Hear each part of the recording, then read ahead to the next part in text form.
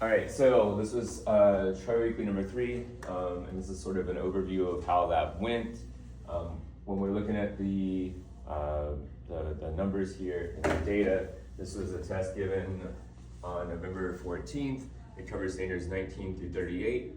55% of my students performed at or above mastery. 55% was the overall average on the score there. And so when I'm looking through this and we look at the disbursement of the data, we had 1, 2, 8, 9, 10 of my students fell in that blue category, meaning they scored really, really well. I'm not too concerned on that with those students. We had about 6 of my students score in that green category, and so they're scoring 75 to 85%. It's that yellow chunk right here in the middle that most of my students kind of wound up in, or a good chunk of them. 11, 16 plus 5, it's 21 of them. A third of my students fell into this yellow category. And so, but I want to ask y'all, what is something that y'all think, who would y'all think I should work with more? Who should I be focusing on? Which category? Blue, green, yellow, red, or it's supposed to be a darker red, it's showing up weird there. I'm going to say second red from the right. So this one? Okay. So the second one right here, because there's about 10, 12, 15 of these students too, right? And I think I agree, Mr. Walton. We want to focus on these students, because they are close to being able to be, in that region of where they need to be. And we're close, but we're not there. And so I think I agree with Mr. Walton. I want to focus in on these students right here. Some of these students, I think I found 3 of the ones that really failed. 3 of them were brand new when they took this test. So there's kind of, you understand that was a week or 2 they've been with me. Some of them, it was the first day. Like one of them was their first day when they took that test. So let's move into the action steps though. These are the things we want to look for using primary source sets in class and for homework, because when I asked AI to kind of help me understand like what are you seeing when you look through the data, and it suggested primary sources seems to be a gap that we're having. And so with primary sources, that's something I'm going to try to incorporate a little bit more. Tomorrow, when we're talking about the New Deal, they're literally going to be looking at primary sources, making inferences, and having to write based on what they see. So I'm going to be incorporating stuff like that and continuing to do that, as well as political cartoons. As we talked about, students sometimes struggle with that, right? There's an issue where they may understand how to do a table, they may understand how to do charts and maps. We're working on those, but sometimes the political cartoons still really trip them up because it takes an extra little thinking level there. Do you have that? Well, I've been helping you out on that. Yeah. Since the last meeting, I've been implementing more political cartoons in my lesson plans. I'm pretty sure you've been seeing them in Mississippi. And on my quick writes and stuff like that. Actually, we did one on yesterday. Okay. On the Big Four, the Peace Treaty of the South. Cool. So we've been really hammering home those political cartoons and charts and stuff like that downstairs. Cool. How do you have them analyze it and stuff? Like what do you have them do when they're writing about it? On the quick write yesterday was analyzing. Okay. What do you see on your first prompt? What do you see? Okay. And we discuss it a little bit first, and then I give them 3 minutes. Okay. 3 to 7 complete sentences or more. Okay. Boom. Cool. Yeah. I like it. Yeah. And it feels like it's working, right? Yeah. We did one.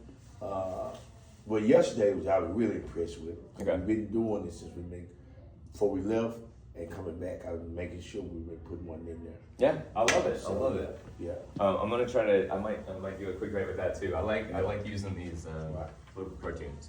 One of the other things that I feel like I want to see more of is a little bit more understanding of the art that we had in the Harlem Renaissance. We looked at it, and then there was 1 or 2 questions on there that they didn't necessarily fail at, but they didn't do as well as I would have hoped. And so practicing how to look at pictures and images, and I'm gonna try to do a little more gallery walks of things to show, you know, especially in history, there's a lot of things to just see, and you gotta see it. And so my goals here are to just see growth on benchmark number 2, which will be next week, and specifically those areas. So the first big standard we struggled with was about the Great Migration, which was a pretty big standard there, talking about Great Migration from the south to the north. And so that's standard number 28. This was one of the questions. I don't know why it's so fuzzy or blurry here, y'all. Screen's been having some issues this morning. But this question was based on, and we looked at this question, in fact, yesterday.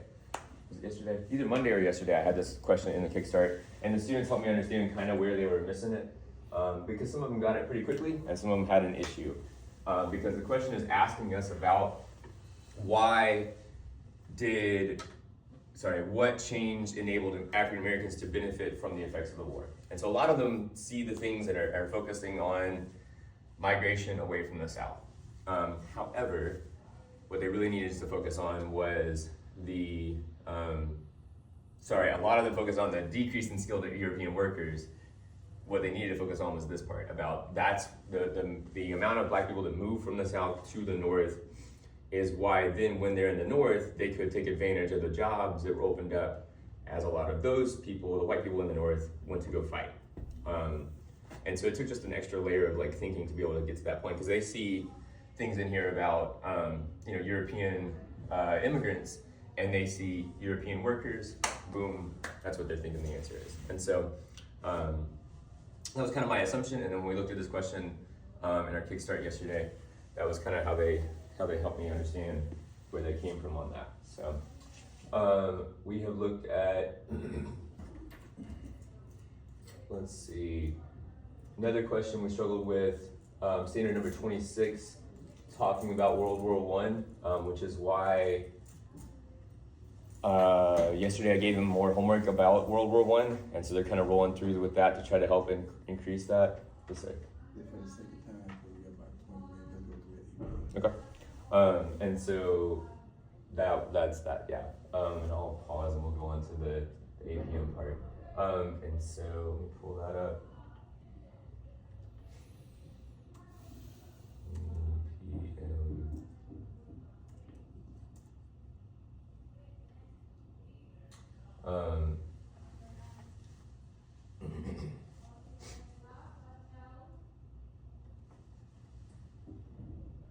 So basically this document is very similar to the other one, but it has some key points that are more focused on what we're doing and how to basically take the information we have and formulate a plan, right?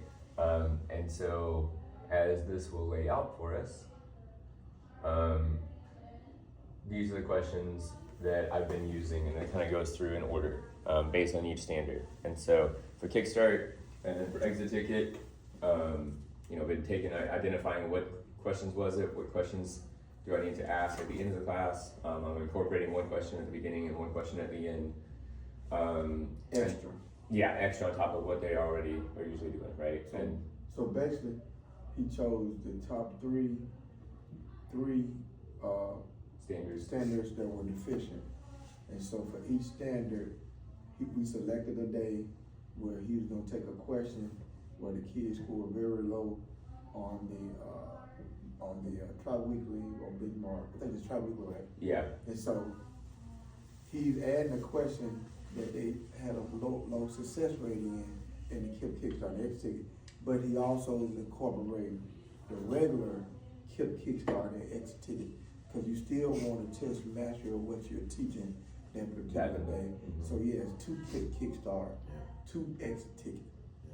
And so when you list it, when we walk in the room, we have to see that projected on the board or see it in the lesson plan.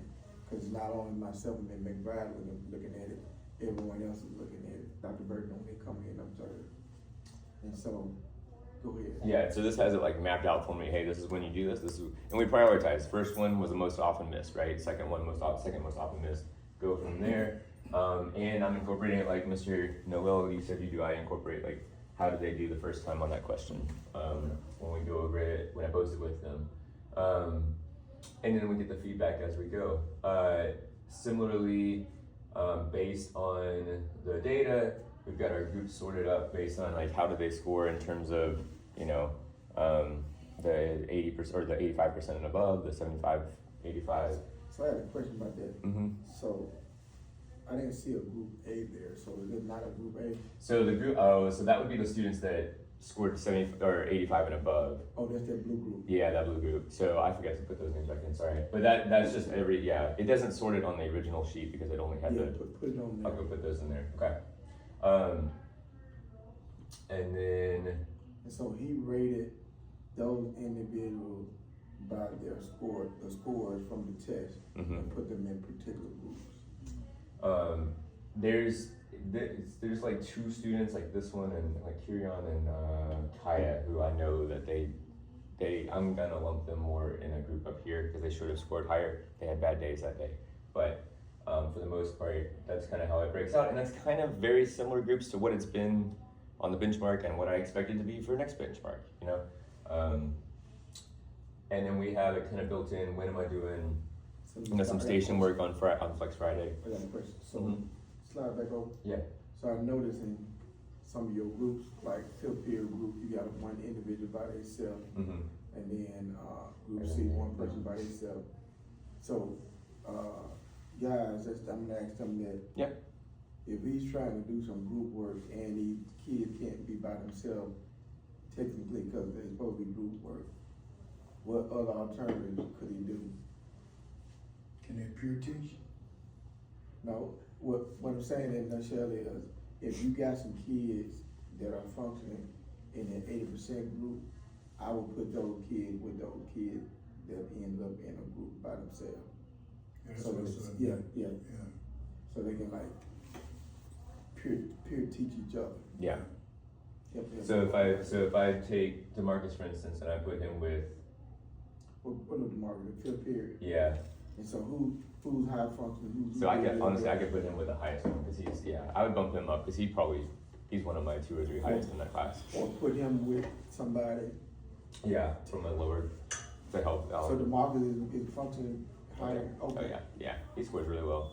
Yeah, so you may want to take somebody from a lower group. And work with him. Yeah.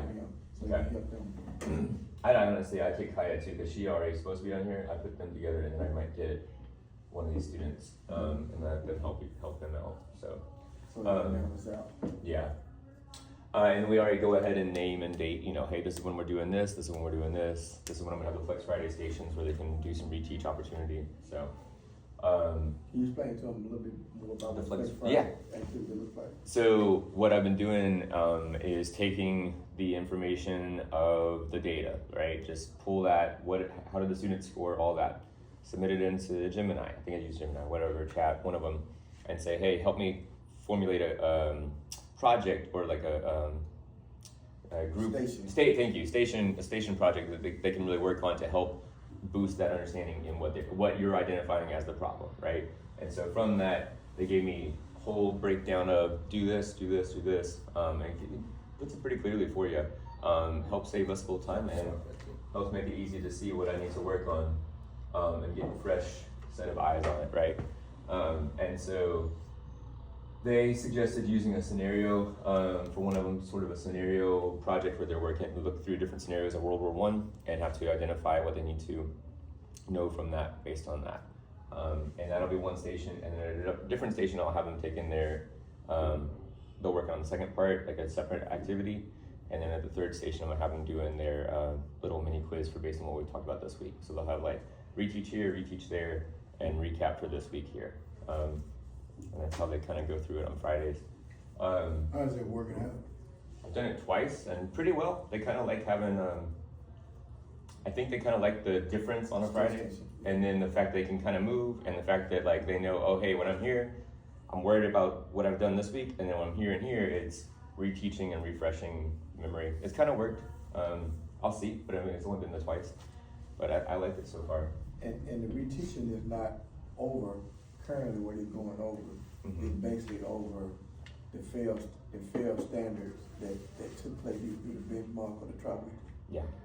So, And mainly, standard that failed during the first, quarter. back in, long time ago, Yeah, from like progressive era, industrialization stuff. industrialization, stuff like that. Yeah. And then, do you want me to go over the last? So yeah, I've been using the homework, right? Yesterday got passed out, chapter 5, 86 to 88. Tomorrow they'll get passed out, page 89 to 91. I had one kid turn it in today, Charles Whitmore. I was impressed. Went ahead and brought it in one day early. He just Talking about, sorry, he turned in yesterday's homework like that I just gave out yesterday. He went ahead and did it last night, brought it to me this morning, was like, Mr. Montgomery, I got it. I'm like, all right. So a practice Mhm. should be, like if you gave it to them yesterday, it should be covered in class today. Okay. So anybody that hadn't turned it in, that's a 0. Cause that's how you gonna get them to start doing it. So start giving them 0 and put in 0 in the grade book. Cause if you don't respond to them, they ain't gonna do it around here. That's how they roll around here. If they get away with not doing it, and then a point of it is like the next day in that slide should be where you got a copy of it and you should be going through it. Okay. Cause that's what they're gonna look for, Dr. Bergman, when they come in on Thursday. Okay. So again, like today, on your homework slide should be a screenshot of page 86, 88, and then you spend about 10 or 15 minutes, going through it before you get into your graduate release or your first learning target. Okay. So that's why I was telling you about like all those slides to eliminate it. See, Ms. McBride broke it down to me what it should look like.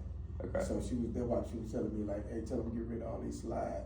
You want him to spend his time, cause you gotta go through their homework and then go through your learning target. Now, if you don't get through all your learning target, that's fine. Okay.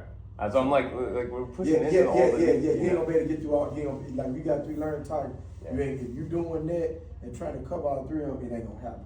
So you may end up going through that, maybe doing 1 or 2 learning targets, a closure, and then exit, and then you fine. So, but I mean, so work with me here, right? Yesterday, just for an example, if there's someone like that in here, are they really going to be? Wouldn't they rather see that I'm on pace and moving forward, and only spent 5 minutes on the homework instead of 10, 15 minutes and an hour? It takes up a lot on stuff that they've already. Does that make sense? Like, and maybe I need to bring it up with her. I don't know. Well, from what we talked about, the reason why we chose those standards, they carry more weight. Yeah. So with the weight of it is, she and I came up with the 10 or 15 minutes. So Okay. that's what we're looking for. If you don't get through Okay. your stuff, we already know that. Okay. You spent the bucket of it through the reteaching, through the homework. Okay. Because I mean, my next unit though is the biggest weight is World War II. Right. That's a huge chunk. So I'm like it has as much weight as Because you're not progressive. going through this every day. No, yeah, but like if I'm doing it, yeah, okay, all right. Yeah, you're not going But it's still through cutting into those 3 lessons a week or whatever. So Yeah. I hear you. And we'll talk a little bit more. I got an 03 with her. Okay. I'll bring it up to her, what you Okay. said today, and I'll let you know. Okay. My 03 is 145. I mean, if they've got it, I'd rather if I can say, hey, yeah, they got your answers. Let's move See, on. the thing is, you giving them homework and not going through it, it just defeat the purpose of it. Well, but I'm saying like if in 5 minutes we can clearly say, oh, he's got it. This one doesn't. I'm good though. But you ain't gonna be able to go through in that book, that work there, going through that activity, you ain't gonna be able to do that in no 5 minutes. You gotta actually, and that's been the thing of what they said throughout walkthrough, we're not executing fully across the board with all teachers. Like if you got something on the board, you pass it through it because you're worried about pacing. Don't worry about getting to the end of your lesson plan. Just whatever you got on that board, execute it and make sure the kids understand that they get it. Like if you got, like let's say if you did homework today, and you got 3 learning targets, I'd rather for you to do that homework, at least do 1 learning target, and then take the learning target 2 and 3 that you didn't do that same day, just carry it over the next day, and just pull that lesson plan up again and say, hey, I'm continuation from yesterday because I didn't finish learning Title 2 and 3. I'll be more, Okay. yeah, you know what I'm saying now? Yeah, okay. Cause they got to be retaught and gone through. Okay.